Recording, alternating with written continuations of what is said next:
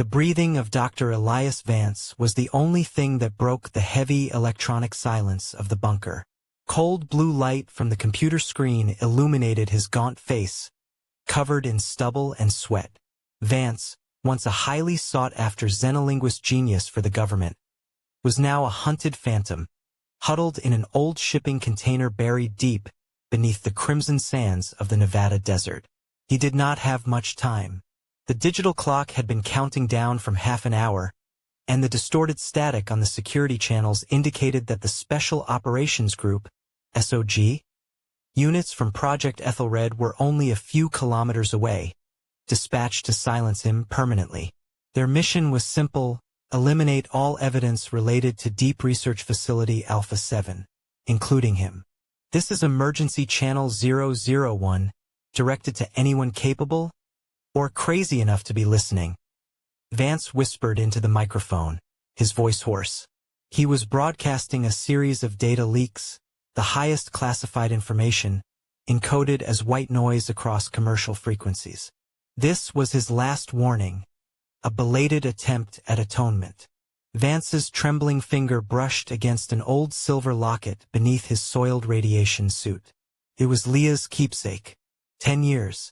10 years since her death, and her laughter remained an open wound in his mind. This loss, this undeniable weakness, had made him the ideal target when the true threat began its psychological game. They will tell you it's aliens.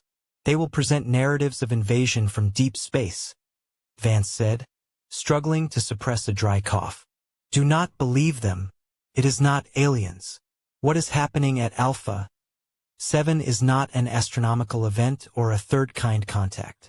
It is a self-inflicted wound, a space-time rupture created by our own arrogance, by human science attempting to touch things we were never meant to know. Vance opened the first data file, a blurry video clip from a security camera deep underground. This is the Gamma incident. This is where everything began to collapse. Not just ours, but the universe's. The Gamma incident occurred at 3:17 on October 14th.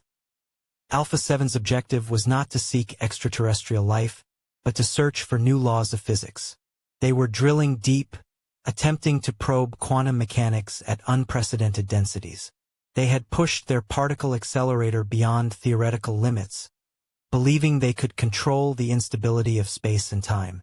Arrogance, Vance muttered. We called it the root probe. As if the universe were a tree we had the right to cut down.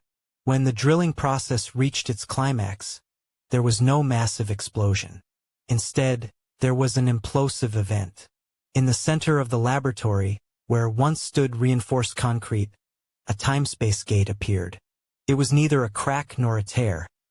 It was a perfect sphere, 5 meters in diameter, hovering half a meter above the floor. The matter composing it was a polished, absolute black, reflecting no light whatsoever. It swallowed photons, making it look like a void in reality itself. The scientists, Vance included, were initially mesmerized. But the fascination quickly turned to horror. When the most advanced optical probes were brought near, they were warped, stretched into inexplicable optical fibers, and then vanished. The whole defied all laws of thermodynamics and acoustic physics. Seismic and remote sensing detectors recorded the impossible. The transcendent silence. In the vicinity of the hole, every physical frequency, from atomic vibration to human breath, was completely cancelled out. The area around the gate became deathly cold, as if the air had been drained of all thermal energy. However, one signal persisted. This is the most terrifying thing, Vance said, projecting the acoustic chart onto the screen. It was not a sound audible to the human ear. It is called the low-frequency resonance, LFR. Only specialized recorders set outside the human hearing range could capture it. It is a subsonic impulse, below 10 Hz, not sound, but a vibration transmitted directly into the viscera and the brain. The LFR did not communicate. It attacked. Personnel near the hole began exhibiting symptoms of unreasoning panic, faint visual hallucinations, and headaches so severe that some banged their heads against the walls. It was the whisper of something beyond perception, trying to tear sanity apart from the inside. As fear mounted, ethical standards collapsed.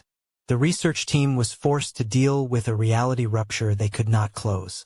They moved to a sickening phase of experimentation. They threw matter into the gate to see what would happen. First was steel. It vanished cleanly. Then lower organic materials. But when they experimented with higher organic matter, large animal carcasses, and later BSL-4 biological waste, the time-space gate began to react. Each time organic matter touched the gate, it erupted in a blast of terrible, hot gas.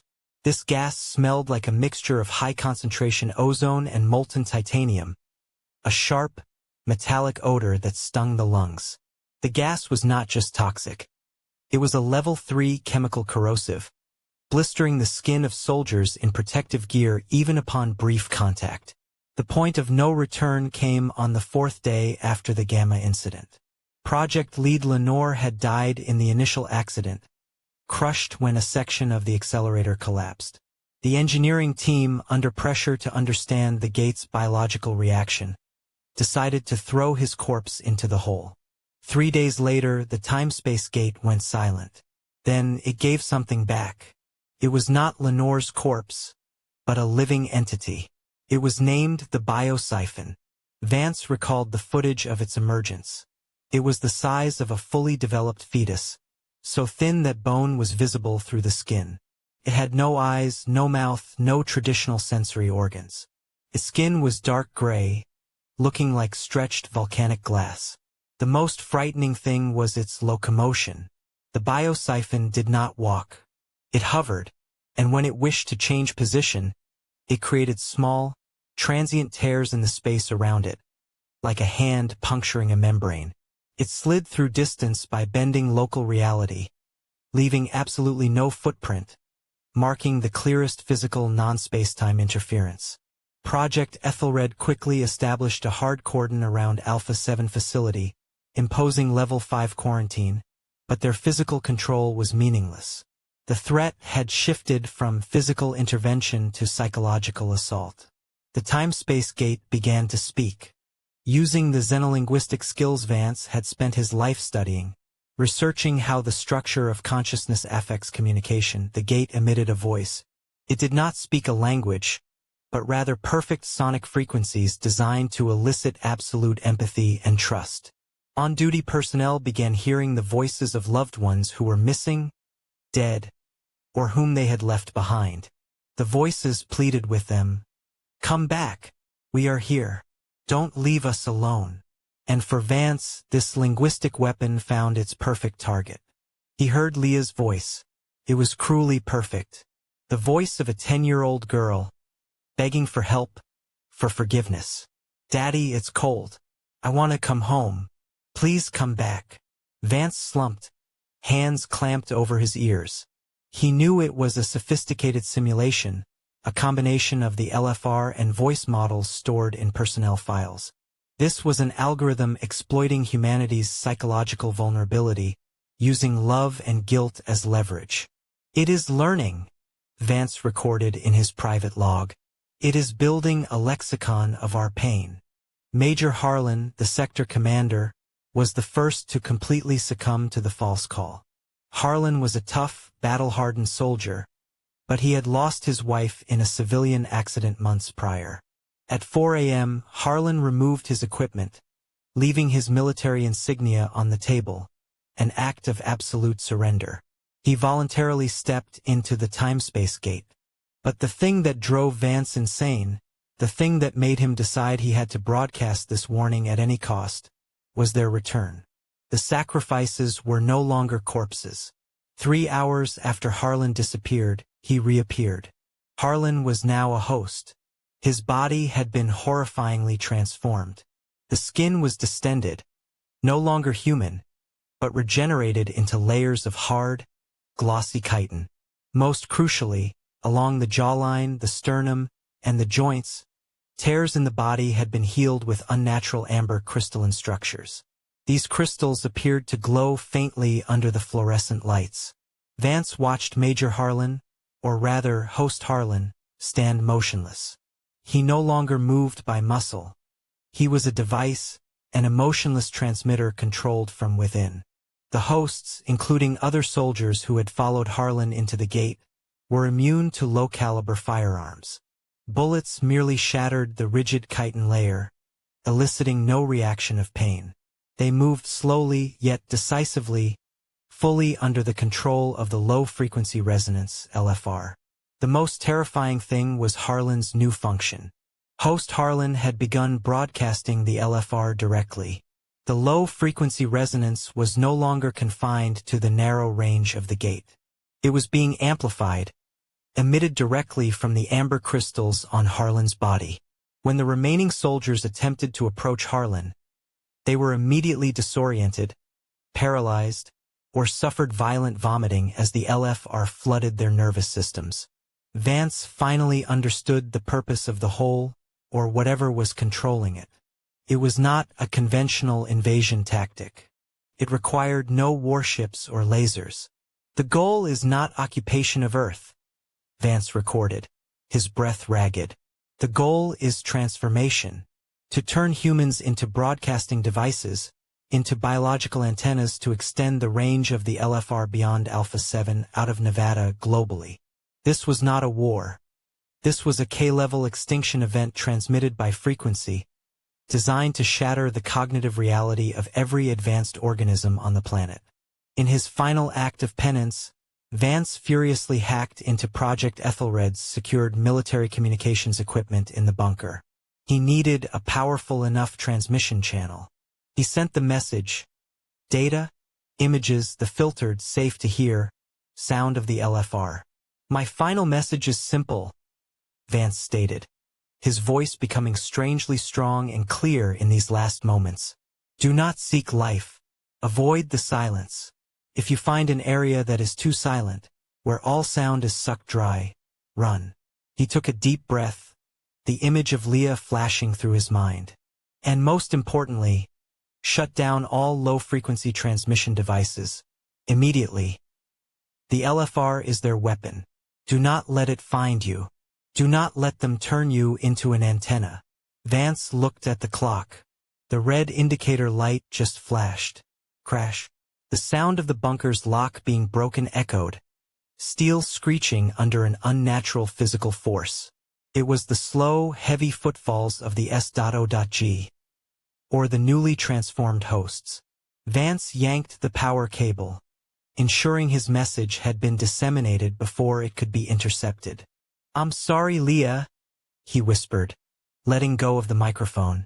The heavy metal door began to buckle inward. The transcendent hiss of the LFR started to creep through the gaps. Vance stood up, intending not to run, only to look into the darkness that was pouring in. The message had been sent, and that was all that mattered. This is Vance. Dr. Elias Vance. If you are hearing this, Facility Alpha 7 has failed. Project Aethelred has failed. And I have only minutes before they find me. Vance's voice crackled across the hacked military frequency, layered with static and the mournful hum of the sealed bunker's ventilation. He sat in the gloom, a once-respected xenolinguist now a fugitive, his face etched with strain in the blue glow of the single operational monitor. Desert dust had filtered through the sealed vents, coating his frayed lab coat in a hazy white layer. He knew the Special Operations Group, SOG units were close. They didn't need to move fast. They just needed to move accurately. Their objective was not to capture him alive, but to terminate this message. But Vance could not stop. His heart was a solidified block of guilt over the death of his daughter, Leah, 10 years prior.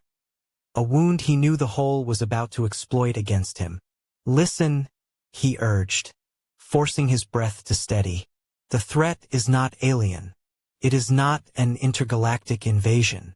This must be understood. The threat, the thing that has destroyed us from the inside out, is a space-time anomaly created by the very hubris of human science. We opened it, and now it is learning to speak. Vance reached up and ran a hand through his gray hair. He no longer cared about his survival. He needed only to transmit the truth of the disaster's origin, before the bunker locks were breached. The catastrophe began not with a bang, but with a profound silence. Vance scrolled back through the initial data streams, his voice growing cold and professional, as if reciting a forensic report. Facility Alpha 7 was set up for deep quantum physics tests, boring through the Earth's crust to probe anomalous states of matter. But on June 14, 3 o'clock Zulu, the main drilling mechanism encountered something that was not rock, nor metal, but an antimatter emptiness. "We called it the Gamma Incident," Vance stated. "It was a miscalculation in the energy feedback loop, a quantum fluctuation amplified beyond control. When the dust settled, it wasn't a drilled hole remaining. Instead, centered in the laboratory floor, was a spatial gate. The mouth of the hole was a perfectly precise 5-meter sphere. It was bordered by a glassy, obsidian-like black material, but it reflected no light. Any photon that struck its surface was immediately bent and swallowed. This was not a black hole. It was an isolated tear, a bubble of warped reality. Scientists quickly realized the hole defied all known laws of physics. The most sophisticated optical probes, when introduced, vanished without causing any measurable gravitational or thermal disturbance. But the most terrifying aspect was that the hole created a zone of physics that resisted the existence of sound and vibration. Seismic detectors registered transcendent silence, Vance emphasized. An absence of all physical frequencies within a 50-meter radius. The area was chillingly cold, not from lack of temperature, but from a lack of molecular movement. Yet, when we brought specialized, highly sensitive acoustic recorders near the rift, only one signal was captured. That signal was the low-frequency resonance, LFR. It sat below the threshold of human hearing, yet it induced a horrifying resonant effect on the brainstem and nervous system. Personnel near the hole began suffering panic attacks, visual hallucinations, and headaches so severe they induced vomiting. An unheard assault marking the hole's first interference with human biological reality. As curiosity overcame terror, the scientists began testing. First, inorganic materials which were swallowed without a trace. Then, organic matter. We started throwing in animal test subjects, then BSL, for biological waste. Vance recounted, revulsion heavy in his voice. Each time higher-level organic matter went down, the hole vented a gas. It smelled like a combination of heavy ozone and molten titanium. A sickening, unbearable burnt metallic stench. This gas was not mere waste. It was corrosive. It caused instantaneous third-degree chemical burns upon contact, dissolving layers of skin and muscle tissue. They knew the hole was processing or digesting life. However, the point of no return was not when they threw in rats or pigs. That occurred when they decided to introduce the remains of Project Lead Lenore, who had died during the initial Gamma Incident accident. Lenore's body had been cryogenically preserved, and the engineering team sent him into the hole hoping to collect data on the process of human-level consumption. This was the fatal mistake, not morally, but strategically, Vance whispered. The hole learned how to build from humanity. 3 days later, the first entity emerged. It crawled out of the non-reflective shadows of the spatial gate. Vance called it the biosiphon because it seemed not like a creature, but a biological tool for consumption and filtration of reality. It was a gaunt, fetal shape, about 1.5 meters tall. It had no eyes, nose, or ears. Its skin was thin, taut, and translucent like volcanic glass, revealing twisted bundles of muscle beneath. The most horrific element was how it moved. Not by walking, but by generating tiny tears in the space around it, gliding through dimensional slivers as if reality were a ripped sheet. It left absolutely no footprints. It never truly touched the ground. The extratemporal interference had begun. The emergence of the siphon led Project Aethelred to lock down Facility Alpha 7, but control completely collapsed when the hole began its psychological attack.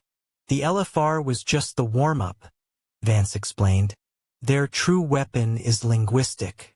The whole doesn't just swallow matter. It swallows information. Using the principles of extraterrestrial communication Vance himself had taught the government, the whole began emitting sound. Not screams or growls, but voices. The voices of the missing or dead loved ones of the staff trapped within the quarantine zone. It pleaded with them, using their names, their intimate nicknames, to come back to the facility. Vance, who had been studying the peripheral communication principles of the whole, was the first to realize the true horror. "I heard her," he said, the sound catching in his throat. "Leah, my daughter, 10 years gone. She called to me, not with the voice of a 10-year-old child, but with the voice of a being that understood exactly how to shatter my will. She said, 'Daddy, please come home. We're so cold.' I knew it was the perfect linguistic weapon, designed to exploit humanity's universal weakness, regret and loss. Major Harlan, the sector commander, was the first to succumb to the false call. Harlan had lost his entire family in a plane crash 5 years prior. He stood before the hole, almost hypnotized by the LFR, and heard his wife's voice. Without a word, Harlan voluntarily walked into the spatial gate, leaving his military insignia on the ground. An act of absolute surrender to spiritual pain. And then the true madness set in. Those who sacrificed themselves were not gone. They returned.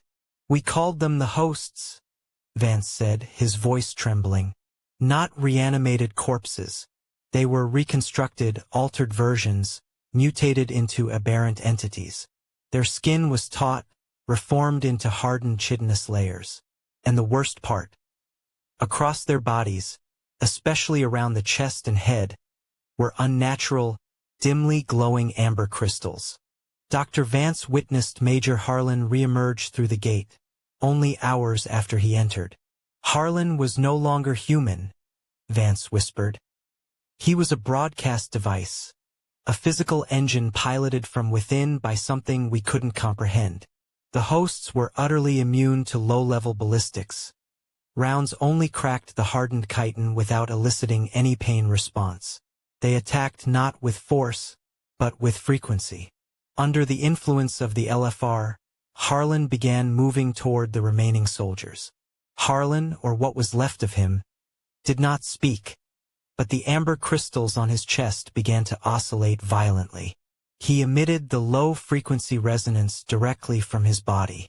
Soldiers nearby were instantly paralyzed, clutching their heads or vomiting violently as their nervous systems were directly assaulted. Vance suddenly realized the whole's purpose.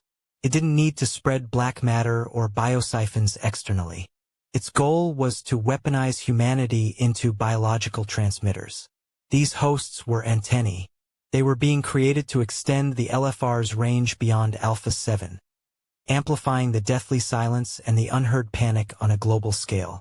"This is a K-level extinction event transmitted by frequency," Vance declared, typing furiously to upload the final data string. "If the LFR spreads, it will shatter humanity's collective perception, causing us to surrender ourselves or self-destruct. This spatial gate did not open to take matter. It opened to steal our reality." In a final, desperate act of penance, Vance hacked into the military communication equipment in the bunker, using his own identification codes to generate a blind spot in the network defense. "This is my last warning," Vance said, his gasp the only clear sound not obscured by static. "No matter what event you hear about, avoid the silence. And most critically, turn off all low-frequency receiving equipment. The LFR is their weapon. Do not let it find you." Vance's typing ceased. He listened. The heavy, metallic impact. The bunker lock had been breached. Next came the silence. An unnatural silence. The SOG had arrived. Or worse, the hosts had arrived. Vance pulled his hands from the keyboard, leaving the signal to transmit. He smiled bitterly. His mission was complete. "Leah," he whispered. But he heard no reply, only the slow, soundless footsteps advancing into the room. The unseen physical crisis at Alpha 7 rapidly devolved into a biological horror. When quantum measurements and seismic analysis failed to define the nature of the void, the scientific team was forced into the crudest form of experimentation: feeding the anomaly. This was the precise moment when academic curiosity yielded to ethical desperation, and researchers, Vance included, realized they were not observing a physical phenomenon. They were providing sustenance to an extratemporal metabolic engine. Initial protocols mandated the use of low-level organic matter (BSL) for bio-waste, indeterminate tissue samples. But these were consumed, leaving behind no data, only an absolute silence on the analyzers, and the pressure from the military task force intensified. They needed results. They needed to know what became of the ingested matter. Testing escalated to high-level organisms, primate cadavers and large livestock. Each time a sufficiently large organic mass dropped into the pit, the reaction was not simple gravitational collapse, but a violent chemical rejection. For the briefest moment as the matter touched the dark threshold, a compressed acoustic pressure was followed by an expulsion of gas from the mouth of the void. This gas was not radioactive. It was an extremely corrosive compound. "It's like a rotten exhalation," Dr. Eris, the analytical chemist, recorded in his log before he sustained his burns. "It smells like ozone at nauseating concentrations, mixed with the odor of melting metal, not iron, but titanium or magnesium heated to 3,000 degrees Celsius. The gas is actively digesting the air around it." This corrosive plume was identified as a form of cold plasma, yet it inflicted horrific chemical trauma. Instant third-degree burns on unprotected human skin. Even level A hazmat suits began to disintegrate and discolor after prolonged exposure. The pit was not merely a mouth. It was a reverse digestive system, where organic matter was converted into space-time energy, and the process's waste was vented back into the real world as pure corrosive effluent. The horror escalated relentlessly, but the point of no return, the definitive crossing of the ethical boundary, came when the technical team, under the supervision of Major Harlan, decided to utilize the most critical biological matter they possessed: the corpse of Project Head Lenore. Lenore was the first victim of the Gamma incident, his body crushed and flash-frozen immediately. In the ensuing panic and under intense pressure to find countermeasures, Major Harlan, who had become visibly unstable and obsessed by the continuous, abrasive low-frequency resonance, LFR, issued the order. Vance's protest echoed desperately through the bunker's intercom system. "We cannot do this, Harlan. This is a human body. We cannot treat the pit like a biohazard dumpster. What if it reconstitutes? What if it brings Lenore back in a way we can't possibly comprehend?" Harlan dismissed all pleas, his eyes bloodshot, thick cotton plugs jammed into his ears against the incessant LFR screech. "Mr. Vance, Lenore is an asset of the U.S. government. If this whole is learning, it needs a lesson in the most complex matter we have. Either we throw him in or we throw ourselves in to stop it." In a terrifying silence, Lenore's corpse, sealed in a heavy military shroud, was conveyed to the pit's edge via a mechanical pulley system. Frighteningly, as this high-level organic material encountered the void, there was no roar, no gaseous eruption. The pit accepted the complex life with an uncanny deference. The body bag simply vanished, drawn into the black matter gently, as if sinking into mist. That event ushered in 3 days of profound silence, a stillness more horrifying than any noise. Seismic detectors confirmed the LFR persisted, but it changed. The signal, which had been a chaotic, distorted whine, now began to take on a definitive structure, like a slow, immensely deep heartbeat establishing itself from within the anomaly. Vance realized the truth. The pit was no longer a random gateway. It had metabolized, and now it was synthesizing. On the morning of the 4th day, 3 days after Lenore's body was cast into the void, Facility Alpha 7 witnessed the birth of a new terror. It was not Lenore. It was a reconstruction, a biological prototype warped by the laws of isolated spacetime. It was named the biosiphon. Its emergence was not violent. It did not crawl or leap out. Instead, it was slowly extruded from the surface of the pit, like a horn growing from volcanic rock. Its skin was not flesh or hide, but a thin, dark, glossy membrane, bearing the appearance of polished obsidian. The skin was taut, almost translucent in places, revealing emaciated internal structures devoid of discernible organs. The entity was a gaunt, fetal shape, standing approximately 1.5 meters tall when upright. It possessed long, slender limbs, but the most unnerving aspect was its complete lack of sensory interfaces. No eyes, no ears, no nose, and crucially, no mouth.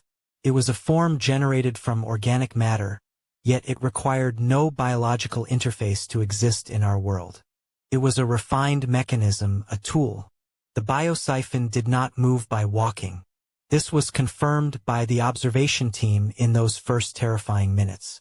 When it wished to move, it created tiny tears in the space around it. Vance analyzed the video footage with cold dread. He explained, "It is not propelling its body. It is distorting local spacetime. It is generating superdimensional breaches in the fabric of reality, causing point A and point B to become instantaneously proximate. It is extratemporal intervention." As a result, the biosiphon moved spectrally, gliding across the laboratory floor and leaving absolutely no footprints. Its movement was preceded by a slight visual shimmer, like heat rising off hot asphalt, but immediately afterward, the siphon was elsewhere. It was a creature unbound by inertia, gravity, or even friction. When exposed to proximity probes, the biosiphon showed no physical aggression.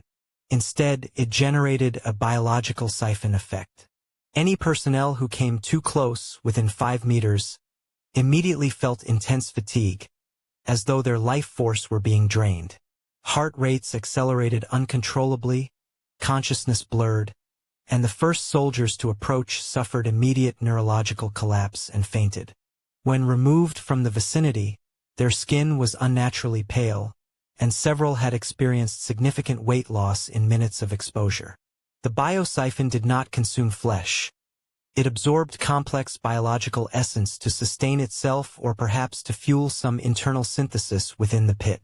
It was a biological pump, a terrifying assertion that the void had learned how to weaponize human life. Vance realized that Lenore's sacrifice was not meaningless. Lenore had become the blueprint. The pit had received the most complex dataset, human DNA, consciousness, and the structure of an intelligent organism.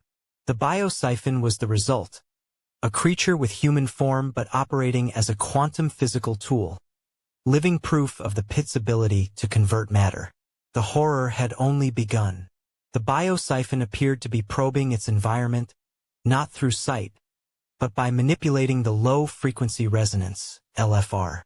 Wherever it paused, the LFR signal around it intensified tenfold, as if the creature were an amplifier for the pit's sophisticated frequency weapon. "We are not dealing with an aggressor," Vance recorded inside the sealed bunker, his voice having abandoned all scientific composure for sheer desperation. "We are dealing with a method. The pit is learning to weaponize reality. And that creature, it is merely the first step toward creating something that can transmit the horror to the entire world." Though the biosiphon remained contained in the hot zone, its appearance shattered the morale of all Alpha 7 personnel. It was conclusive proof. What went down into the pit never truly disappeared. It would return. And it would return with a terrifying purpose. Dr. Elias Vance stood close to the transmitter, his labored breath mixing with the faint electronic shriek in the sealed bunker. He was no longer the government's brilliant linguist, but a hunted phantom, burdened by the unforgivable guilt of his daughter Leah's death 10 years prior. That remorse, he knew, was the weakness that they, or it, would exploit. The air in the bunker reeked of stale ozone and congealed terror. He was transmitting, scattering compressed binary data streams and urgent voice messages, attempting to tear a hole in the informational blackout before Project Aethelred's SOG, Special Operations Group, units, his relentless pursuers, found him. His first dispatch, his final warning, was underway. He swore that the threat did not come from outer space. The threat was a raw wound in reality itself, inflicted by human scientific arrogance. The hole was not a gift of the cosmos but a lasting scar of the Gamma incident, a catastrophic failure of an exploratory quantum drilling experiment. It sat directly in the center of the main laboratory at Facility Alpha 7, a perfect blemish on the concrete floor. It was a perfect spherical aperture, 5 meters in diameter, made of black, non-reflective matter, a color that was both an absence and a presence of everything. Scientists quickly labeled it the isolated null-time gate. The gate defied every known law of physics. Optical probes were violently warped, light swallowed just before it reached the rim. Seismic detectors recorded the most terrifying phenomenon: transcendental silence. There was no vibration, no thermal noise, a physical absence that made the area around the hole lethally cold. Yet the silence was not absolute. Dedicated recording devices, after filtering out all background interference, picked up a single signal, the low-frequency resonance, LFR. It was a sound below the threshold of human hearing, yet it induced inexplicable panic attacks, hallucinations, and crippling headaches in any personnel standing near the gate for longer than 10 minutes. It was the calling of the void. The experimentation escalated from science to horror. Scientists began dumping high-level organic matter into the hole, laboratory animal carcasses, followed by BSL-4 bio-waste. Each time organic matter descended, the hole responded by spewing a corrosive gas. The smell was an unbearable combination of high-concentration ozone and vaporized molten titanium, causing third-degree chemical burns on exposed human skin. The point of no return came when the technical team had to dispose of the remains of project lead Lenore, who had died in the initial accident. They tossed him into the hole as a final, desperate test. 3 days later, something returned. It was a living entity, the biosiphon. It had the shape of an emaciated fetus, devoid of defined sensory organs, no eyes, nose, or ears, covered in skin resembling dark volcanic glass. The creature did not walk. It moved by creating tears in the space around it, floating across the floor leaving no footprint whatsoever, marking a clear intervention from the non-time dimension. It was merely a tool, an extension of the gate. Project Aethelred established an iron ring perimeter around Facility Alpha 7, bringing in the most elite SOG units.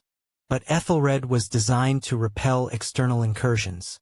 They were unprepared for an assault from within the psyche. Discipline crumbled not due to violence, but due to the mesmerizing lure of the low-frequency resonance, LFR.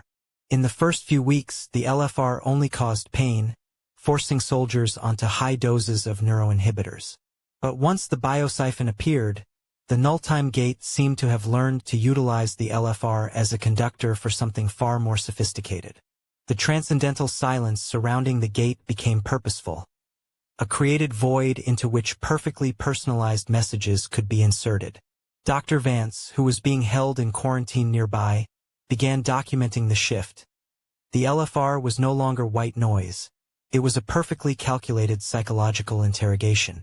As the breakdown spread through the ranks, the gate began emitting the voices of loved ones, missing or deceased. These were not simple echoes or auditory illusions. They were perfect linguistic copies, conveying suffering and invitation. One night, as Vance studied the erratic recordings of a guard who had committed suicide, he heard it. The sound slipped through the low-frequency filters, smooth and shocking as cold steel. Daddy. It was Leah, his 10-year-old daughter, her clear laugh stolen by a traffic accident a decade ago. Daddy, it's so cold here. Can you come back? I'm waiting for you. Vance felt his stomach clench, not from grief, but from the cold terror of invasion. The LFR had created a resonant pattern, sweeping his sympathetic nerves, seeking the greatest trauma. It had found Leah. As a xenolinguist and expert in non-terrestrial language structures, he knew this wasn't a ghost. It was a weapon. Impossible, he whispered, his hands shaking as he cranked the linguistic decoder to its highest setting. It's using the language of regret. It's building a bridge from remorse. The whole didn't just speak. It persuaded. It preyed on the deepest vulnerability in the human mind, the concept of atonement. Leah's voice was a masterpiece of phonetic engineering, a plea designed to make him believe that, by stepping into the gate, he could fix his irretrievable tragedy. The first to openly succumb to the call was Major Harlan, the SOG sector commander. Harlan was the epitome of military control, a man trained to withstand every form of torture. Harlan heard the voice of his closest comrade, who had died in Afghanistan, begging him to retrieve a specific necklace Harlan had sworn to protect. That night, Vance watched the horrific scene on the faint security monitor. Harlan stood in the sealed corridor, in full combat gear, but his eyes were vacant, devoid of the reflection of will. "I have to go back," Harlan told his 2 junior officers, his voice flat and distant, as if reading from a lost text. "They cannot wait any longer." They tried to restrain him. Harlan did not fight back. He merely walked forward, with an unshakable passive strength. Upon reaching the rim of the null-time gate, Harlan paused.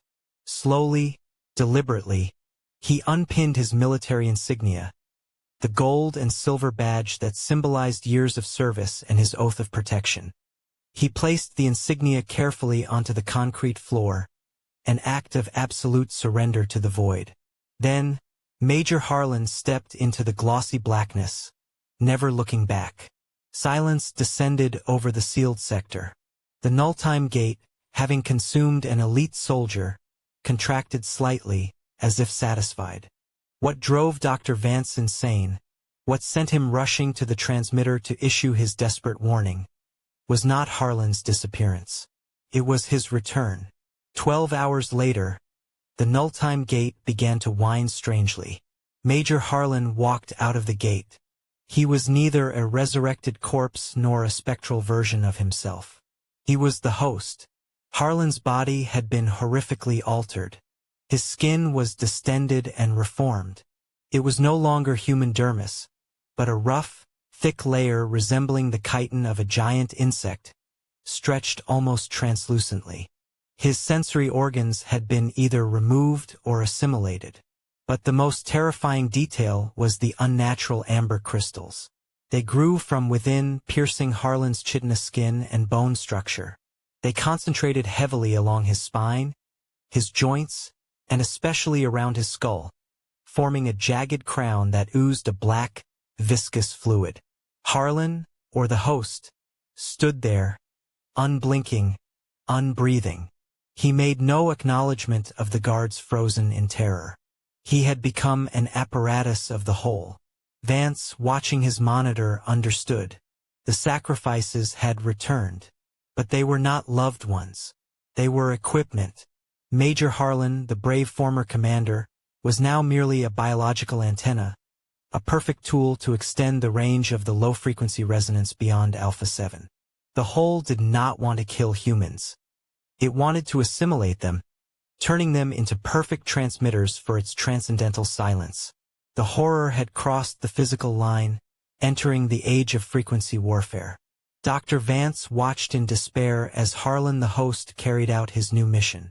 Harlan needed no firearms. He was a living weapon.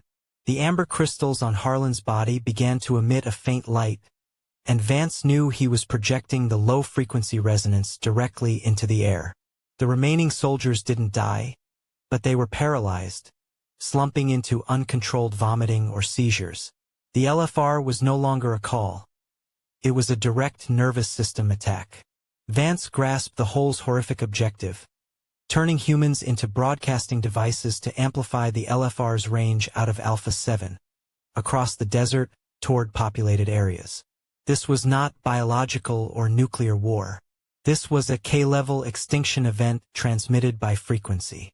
In a final act of atonement, Vance hacked into the powerful military communication equipment in the bunker. He had to send this warning not just to the military but globally. He compressed his voice, his testimony, and the terrifying recordings of the LFR into the smallest possible data packet. His final warning blared across military frequencies, distorted but clear. Stay away from the silence. Turn off all low-frequency receiving devices, even mobile phones, because LFR is their weapon. They are turning us into transmitters. Vance hit the transmission key, praying the message had ripped through Aethelred's blackout. Immediately afterward, he heard the metallic shriek of his bunker door buckling. The SOG units had arrived. But he wondered if they were still soldiers or already hosts. He dropped the microphone, the beam of his headlamp glaring into the darkness. His part was done. His fate no longer mattered. The message was sent. Dr. Elias Vance no longer believed he could survive, but he had to believe his own eyes. He retreated deeper into the metal bunker, the electromagnetic wash from the antiquated military servers providing a thin layer of shielding against the profound silence that suffocated Facility Alpha 7. Major Harlan's death was not an end. It was the prelude to an unprecedented horror. Harlan hadn't been killed, he had been reborn. 2 days after Harlan voluntarily stepped into the sink, Vance's warnings materialized. Red emergency lights pulsed on the monitor screens as the main hangar doors were violently ripped open. Not destroyed, but sheared apart by an unnatural physical force. Stepping out of the gloom, bathed in the pale light of the desert night, was Harlan. Harlan was not a reanimated corpse. He was a biological apparatus.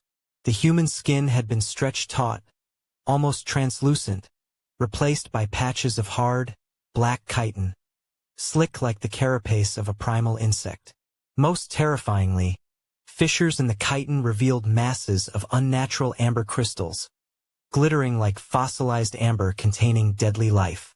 These crystals were arranged in precise geometric patterns across his jawline, temples, and down his spine. They were active.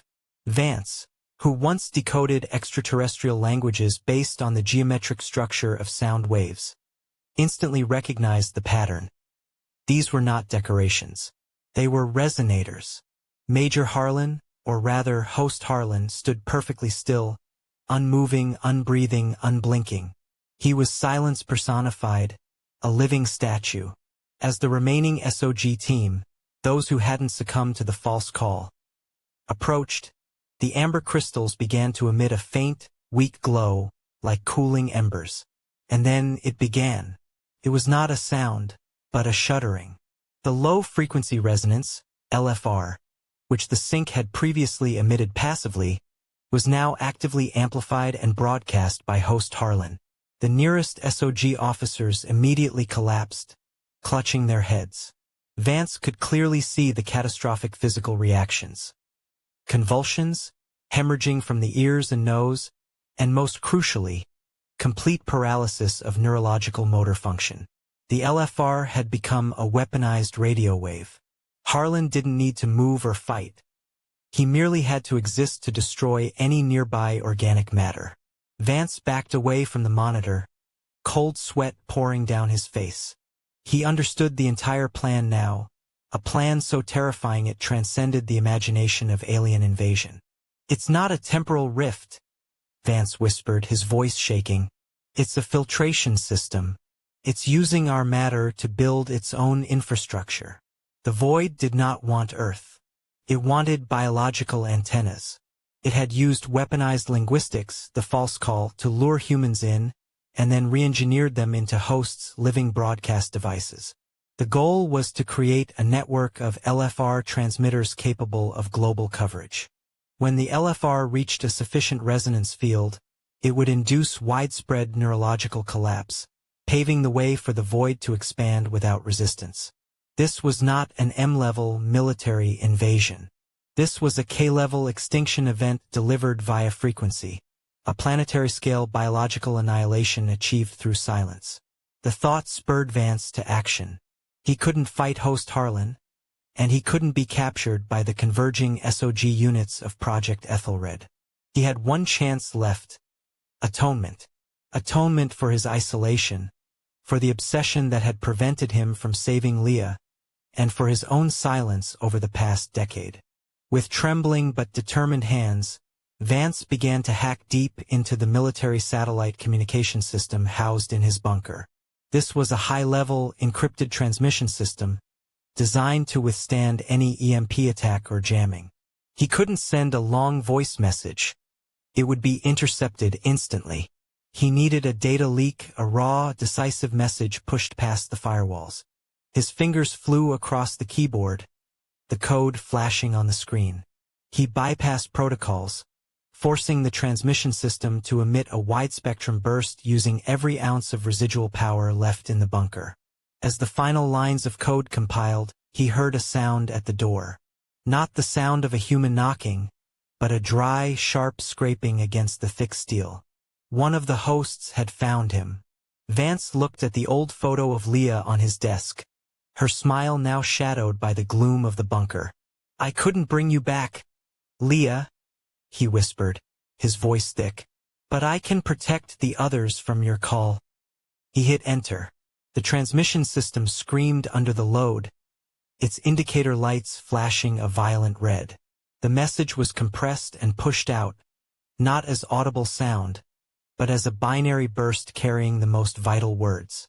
This was raw data, flagged as immediate nuclear technical error warning, to ensure global priority and distribution. He flipped the microphone switch, speaking quickly, his breath ragged.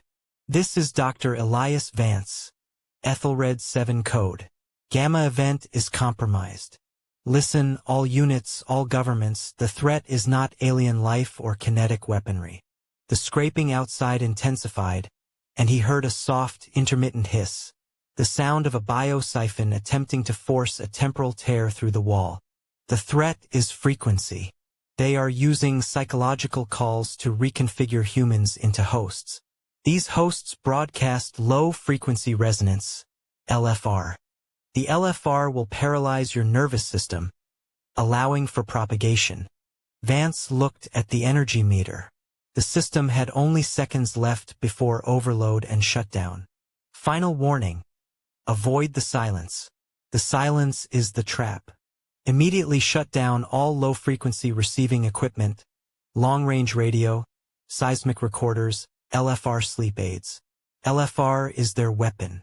Do not listen to what you think are dead loved ones speaking. It is a linguistic weapon. Turn everything off. You must survive. Turn. Simultaneously, the transmission system emitted a dry crack and died completely. The lights in the bunker flickered and extinguished, leaving only the faint glow of the emergency panel. Vance lowered the microphone. His task was complete. The message was out, even as a short digital screech it had propagated globally. In the darkness, the last sound he heard was not the hiss of the biosiphon, but the clear, definitive snap of an electronic lock failing. This was followed by the heavy impact of metal, and the measured, rhythmic tread of military boots stepping inside. But there was no breathing, no sound of weapons cocking, only the footsteps and a growing, supernatural silence, as if the air itself was being vacuumed away. They had arrived. The SOG had arrived. Or rather, the hosts had arrived. Vance closed his eyes, feeling the cold of the frequency seeping into his bones, and Dr. Elias Vance's final warning ceased.